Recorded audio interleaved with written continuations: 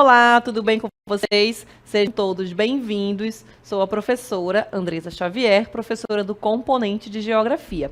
Vamos verificar o número da nossa aula. Nós temos aí a aula de número 3, com o objeto de conhecimento, as bacias hidrográficas no Brasil e no Amazonas. E o detalhamento, nós vamos verificar aí as bacias hidrográficas no território brasileiro, né? E também aqui em específico do Amazonas. Então, vamos aí a mais uma aula de geografia.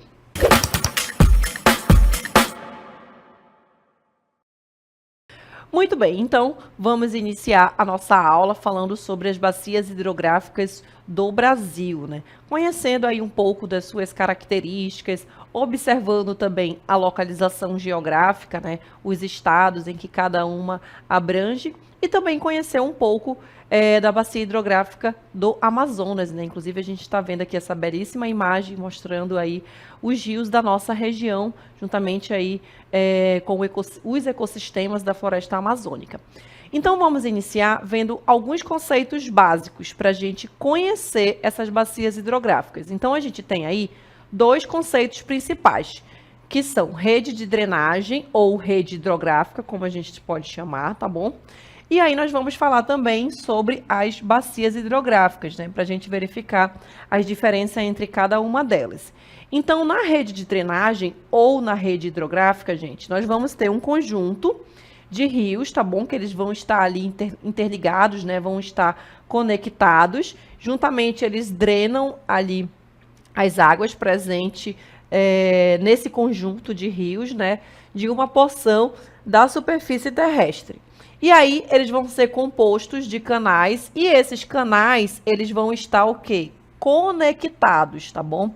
Então, eles vão estar conectados entre si. Então, esse é o conceito geral, esse é o conceito para a gente entender o que é uma bacia hidrográfica ou uma bacia de drenagem. Mas antes, a gente tem esse conceito aí geral, né? E aí, nós vamos verificar o conceito de bacias hidrográficas, que também pode ser chamado de bacia de drenagem, tá bom? Mas, no geral, nós vamos verificar aqui esse termo.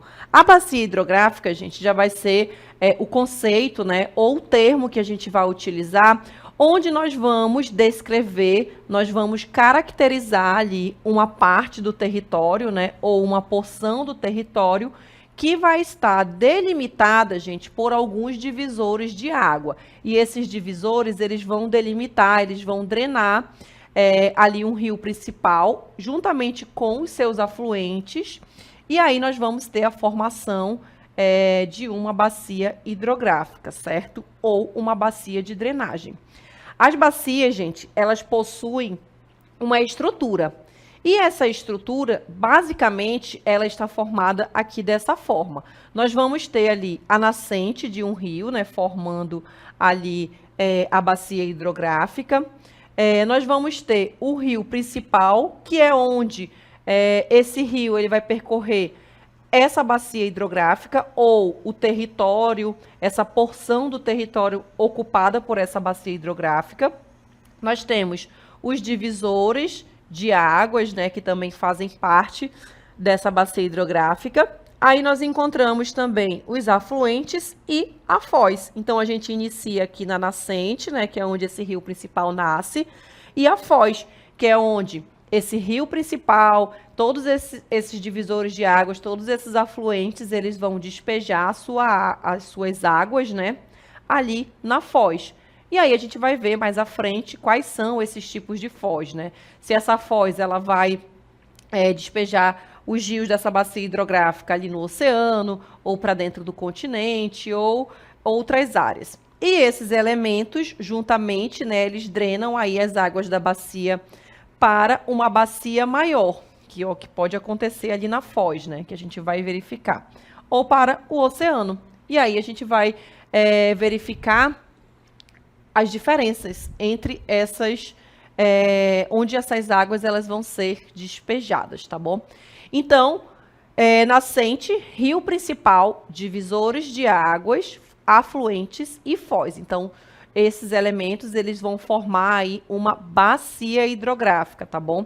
Então, no geral, o conceito aí, como vocês estão vendo, ela vai ser delimitada ali pelos divisores de água. A gente vai ter um rio principal e vamos ter também os afluentes formando uma bacia hidrográfica. Agora a gente vai verificar a estrutura dessas bacias hidrográficas. Então a gente tem na parte geralmente mais elevada do relevo, é onde nós vamos encontrar a nascente de um rio, como vocês podem verificar aí na imagem. O rio tem a sua origem na nascente. Lembrando que essa parte com relação ao restante do caminho, que os afluentes que fazem parte dessa bacia hidrográfica, geralmente eles vão estar numa parte ali, digamos que mais baixa, né? A nascente numa parte mais alta com relação ao relevo em que ocupa aquela área, certo? Então a gente tem aí a formação da bacia hidrográfica. Os afluentes é um rio menor que vai desaguar ali no rio principal, né, compondo também essa bacia hidrográfica. A gente também tem aí o leito do rio, que é o espaço ocupado pelas águas desses rios, tá bom? E também a gente pode falar dos interflúvios, né, que são as regiões mais elevadas ou altas.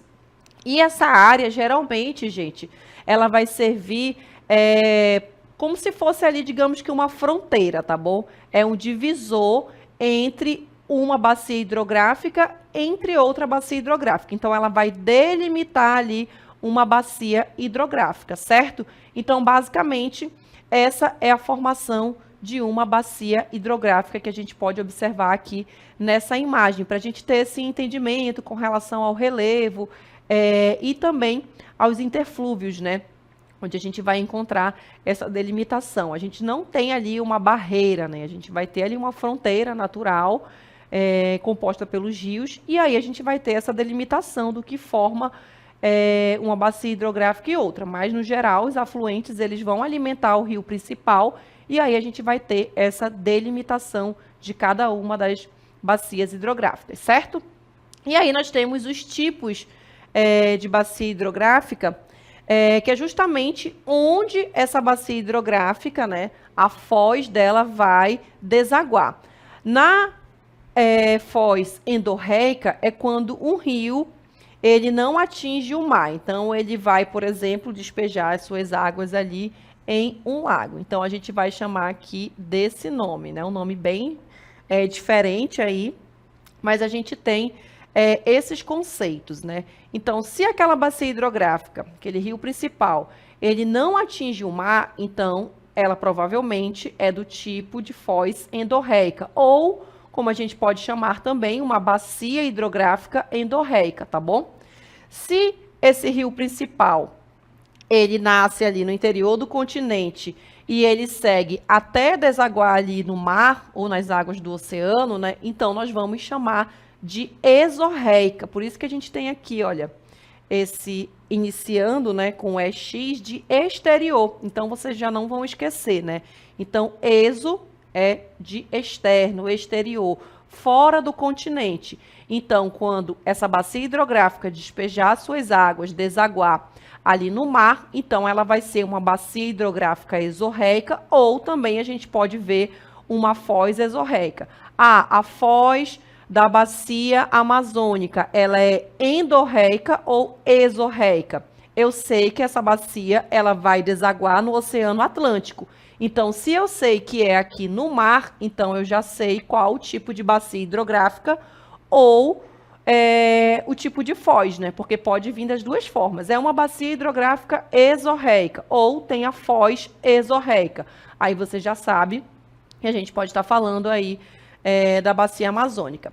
Vamos agora para as arreicas ou arreicas e criptorreicas. Então, a gente tem aí as bacias onde as águas não se direcionam ali a um lugar específico. Então, muitas das vezes, dependendo também da quantidade de chuva, né, que acaba influenciando também essas bacias hidrográficas, a alimentação desses rios, então ela acaba se perdendo no meio do caminho, né? E também pode acontecer o processo de evaporação ou até mesmo de infiltração no solo. Aí nós vamos ter esse tipo de bacia hidrográfica. Aí nós temos as bacias criptorreicas, são aquelas que vão se direcionar ao interior da terra, tá bom? Alimentando assim lagos, cavernas, grutas ou até mesmo rios subterrâneos, né? E aí a gente vai ter a bacia hidrográfica ou uma foz criptorreica, certo? Então, apenas para a gente entender esses conceitos e também quando a gente for conhecer agora cada uma das bacias hidrográficas, aí a gente vai percebendo as características de cada uma delas, certo? Nesse mapinha, eu trouxe para vocês os padrões de escoamento da bacia hidrográfica. Então, a gente tem aí cada uma das bacias hidrográficas e essas linhas com setas, né? Indicando aqui, por exemplo, eu tenho a bacia amazônica. Então, ela vai despejar a sua água ali para o oceano, tá bom? E aí o escoamento de cada uma delas, né? E a setinha indicando se ela está vindo para o interior do continente, onde que ela vai ser formada também, onde é que a gente tem a nascente daquele rio principal que compõe aquela bacia hidrográfica, e também observando a foz, né, dessa bacia hidrográfica, certo? Vamos observar agora uma animação, e aí nós temos, olha, a composição das bacias hidrográficas, certo? Então, observem aí com atenção. A gente tem aí o estuário, o delta de uma bacia hidrográfica, o caminho que ela vai percorrer, né? Do curso inferior, do curso médio. Aí a gente vai iniciar pelo curso superior. Então, a gente tem essa parte onde vai ocorrer ali um processo de erosão, né? Então, geralmente ali nesse curso superior, na parte mais elevada do relevo. Então, vou voltar aqui para vocês, olha. Então, a gente está tendo essa imagem geral e o curso superior, ele está onde? Observem aí na imagem, ele está na parte mais baixa ou mais elevada. Então, eu tenho aqui, olha, lá em cima, olha, colocando o zoom aí para vocês. Então, o que vai acontecer aí? Processo de erosão, acumulação de sedimentos. A gente tem aí, geralmente, nessa parte mais elevada do relevo, esse vale em forma de V, né? E as águas vindo ali de uma parte mais elevada, certo? Aí nós temos o caminho em que ele vai percorrer, que nós chamamos de curso médio. Aí nós encontramos o aluvião, que é onde vai ocorrer o acúmulo de sedimentos, o acúmulo de areia, por exemplo, como vocês podem observar aí na setinha, vocês estão vendo aí ao lado do aluvião, não tem essa parte branca? Então, geralmente aí vai ocorrer o acúmulo de areia, por exemplo, pode ser outros sedimentos, mas aí tem a formação ou acúmulo, né? Aí nós temos um lago em ferradura, né, em formato de ferradura, como vocês podem observar aí na imagem, onde ocorre também em algumas áreas desse rio, né, que está em meandro, e aí nós temos, é como se algumas pessoas falam em formato de S, ou então em formato aí de cobrinha também, né, colocam aí várias definições. Aí as margens, onde ocorre todos os dias processo de erosão, né, o processo de desgaste ali dos leitos dos rios. O curso inferior, aí a gente já vai verificar essa parte mais abaixo, né? Então o curso médio, a maior parte aí da formação da bacia hidrográfica. Aí nós temos o canal distributário e o aluvião, mais uma vez, né? O aluvião é onde a gente observa o acúmulo desses sedimentos, né? Podendo ser areia ou um outro tipo de sedimento, e o canal distributário. O canal distributário, gente, a gente observa as ramificações dos rios, tá bom? E aí ele acaba desaguando aí, formando essa ramificação dessas águas que compõem essa bacia principal, certo? E aí nós vamos verificar, olha, nós temos as principais regiões hidrográficas do Brasil. Então, aqui a gente tem um mapinha, cada uma dessas cores, aqui em verde, em amarelo, em roxo, laranja, a gente tem cada uma das bacias hidrográficas do nosso país, certo? Então, vamos verificar cada uma delas, observando as características e também a localização. A primeira que nós vamos conhecer é a bacia do Rio São Francisco, tá bom? Aí aqui eu deixei em destaque para vocês, ela vai ocupar aqui toda essa área, tá bom? Essa região que ela ocupa dentro do território brasileiro. Então, lá no mapinha anterior, a gente viu todas as bacias, e aí agora a gente vai indicar a localização de cada uma delas e conhecer as características dessas bacias. Então, vamos ver a bacia do Rio São Francisco, é a principal bacia da região Nordeste, né, como nós vimos aí no mapinha, inclusive tem bastante importância para as atividades do setor primário na região. Ela é usada para abastecimento, ela vai ser utilizada também aqui para o transporte, para a atividade do setor primário, né, como a agricultura, e também aqui para a geração de energia. Então, o único rio perene que atravessa aí essa região, tá bom? Então, esse rio, ele não vai secar, né? Mesmo no período de estiagem, de seca, ele vai permanecer ali. O Rio São Francisco, ele carrega também, né, um forte valor cultural. Se você conversar com uma pessoa da região Nordeste, que mora aqui em Manaus, ou até mesmo se você for visitar ali o Nordeste, você vai sentir, né, sobre essa importância do Rio São Francisco para essas pessoas, né? Então, tem um forte valor cultural, tem um significado. A bacia hidrográfica, ela abrange 7 estados, né? Eu coloquei para vocês Bahia, Minas Gerais, Pernambuco, como a gente verificou lá no mapinha, Alagoas, Sergipe, Goiás e Distrito Federal. E aí na imagem também nós vimos, né, que serve também como fonte de energia, então utilizado aí por uma hidrelétrica, certo? Vamos agora para a próxima bacia hidrográfica. Aqui a área em que ela ocupa, né? Nós temos a bacia do Tocantins-Araguaia. Então, vamos agora observar na tela as características de cada uma delas. É a maior bacia hidrográfica totalmente brasileira e comporta aí, olha, 2 grandes mananciais de água. E aí a gente vai ter nesses mananciais, que são os rios Tocantins e o rio Araguaia, tá bom? Então, aqui o Tocantins, né, o rio principal, o rio Araguaia, principal afluente dessa bacia hidrográfica. Ela vai estar presente em 6 estados, tá bom? Aí nós temos Goiás, Tocantins, Pará, Maranhão, Mato Grosso e Distrito Federal. E lembrando que a gente tem essa bacia hidrográfica com a sua nascente, os seus afluentes, a sua foz, predominantemente no território brasileiro, tá bom? Então, a gente precisa dar esse destaque aí. Por isso que a gente coloca a maior bacia hidrográfica dentro da porção do território brasileiro. E aí nós vimos os estados, né, em que ele vai percorrer os rios, os seus afluentes, essa bacia hidrográfica. E também considerada aqui, olha, a terceira em potencial aí de fornecimento de energia, né, em potencial hidrelétrico do país. Aí a gente tem o destaque para a usina de Tucuruí, uma das maiores usinas aqui do Brasil, tá bom? Então, são esses os destaques que a gente tem aí para essa bacia do Tocantins-Araguaia. Então, se você verificar maior bacia hidrográfica dentro do território brasileiro, então você já tem aí essa dica, né, de que a gente pode estar falando da bacia do Tocantins-Araguaia, né? Ou então colocou ali os exemplos do rio principal, é o rio Tocantins, ou os estados também que ela ocupa, ou também sobre a questão desse potencial hidrelétrico, né? E aí você já sabe a qual bacia hidrográfica o texto ali está se referindo, né? Um questionamento, uma pergunta de vestibular ou uma atividade aí para vocês, certo?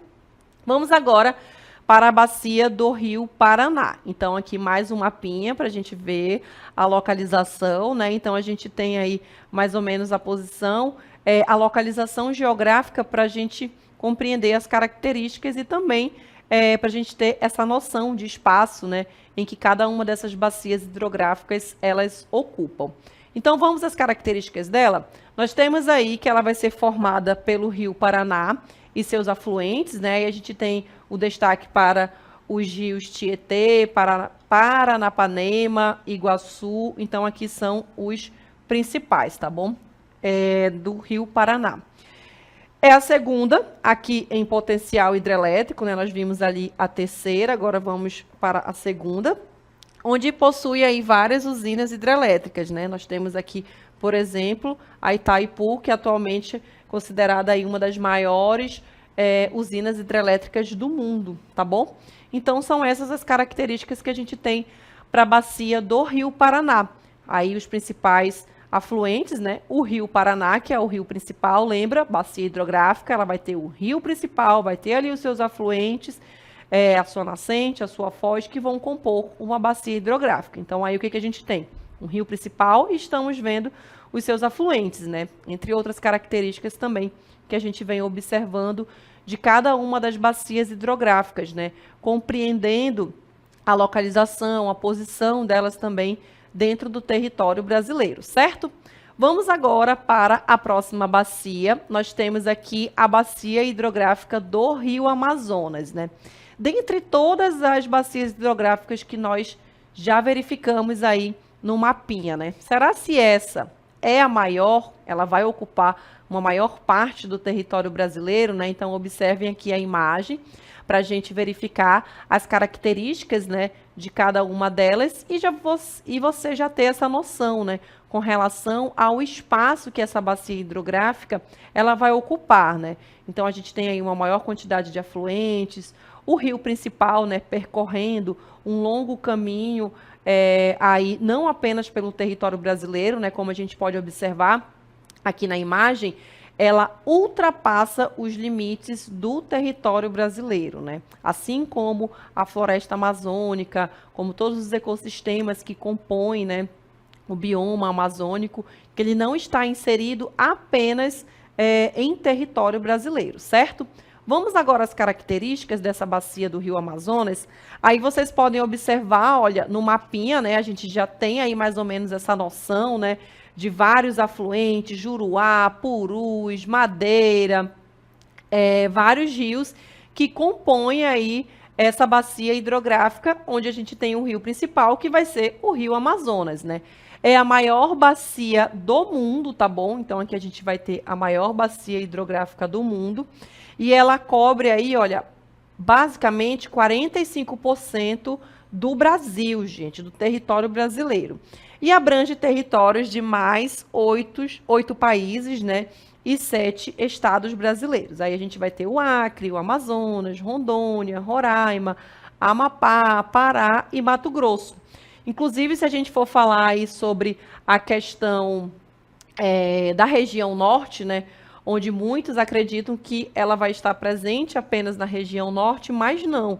Assim como a floresta amazônica, né, ou o bioma amazônico, a gente tem aí essa outra parte, aqui principalmente do Mato Grosso,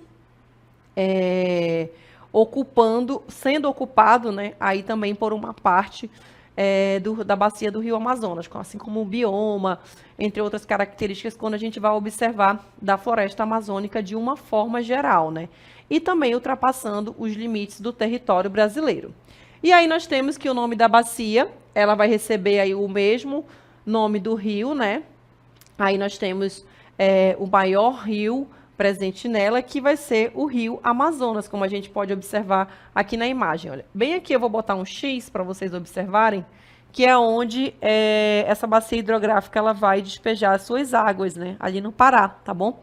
Os rios dessa bacia possuem um enorme potencial também para a geração aqui de energia, né? Assim como as outras características que a gente observou ali entre as outras bacias hidrográficas, certo? Então, aí nesse mapinha, a gente já consegue ter mais ou menos, né, essa noção do espaço em que esses rios, esses afluentes, eles ocupam. E, além dessas características, né, a gente tem aí uma grande importância, a gente verificou ali nas outras bacias hidrográficas, né, a questão do fornecimento de geração de energia, de transporte, do abastecimento. Os rios para a região amazônica, eles também são muito importantes, né? Como muitos chamam, são as nossas estradas, né? A gente não tem ali as rodovias, mas nós temos os rios, né? Onde nos deslocamos aí diariamente, vamos para a escola, para o trabalho, visitar ali os familiares, vamos para festivais folclóricos que acontecem, o Festival Folclórico de Parintins, por exemplo, né, onde movimentam durante o final do mês de junho as águas de basicamente muitos rios, né? Principalmente o Rio Amazonas, onde a gente tem ali embarcações todos os dias, dia e noite, né?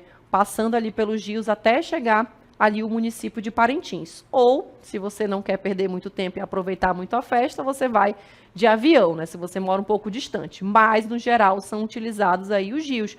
Então, como meio de transporte, como meio de abastecimento, o abastecimento também para o polo industrial de Manaus, né? Que é pelo Rio Amazonas, que essas cargas, essas matérias-primas chegam aqui para abastecer as indústrias que estão instaladas aqui na Zona Franca de Manaus, certo?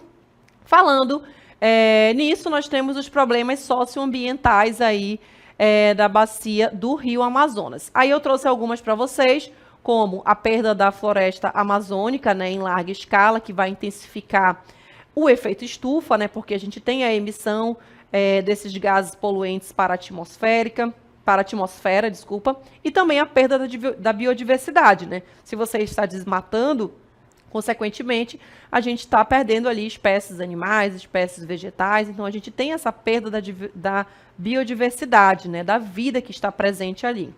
Temos também a degradação dos solos, que vai ser ocasionada aí pelas atividades agrícolas e a mineração, que muitas das vezes ocorre de forma desenfreada, ocorre sem fiscalização, então isso também acaba prejudicando ali essas regiões, as pessoas que moram ali, até mesmo a biodiversidade.